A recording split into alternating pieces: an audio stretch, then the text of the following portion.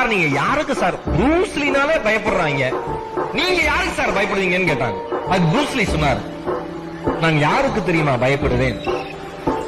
10,000 அடிமுறைகளை கற்றுக்கொண்டவனை பார்த்து நான் பயந்தது கிடையாது. ஃபைட்டிங் டெக்னிக்ஸ் இருக்குல்ல, 10,000 டெக்னிக்ஸ் வச்சிருக்கணும் பார்த்து அவன் பயப்பட்டது கிடையாது. 10,000 அடிமுறைகளை கற்றுக்கொண்டவனை பார்த்து வாழ்க்கையில் நான் பயந்தது கிடையாது. ஆனால் ஒரே ஒரு அடிமுறையை 10,000 முறை பயிற்சி செய்தவனை பார்த்து நிச்சயம் நான் பயப்படுவேன்னு சொன்னாராம் புருஷன்.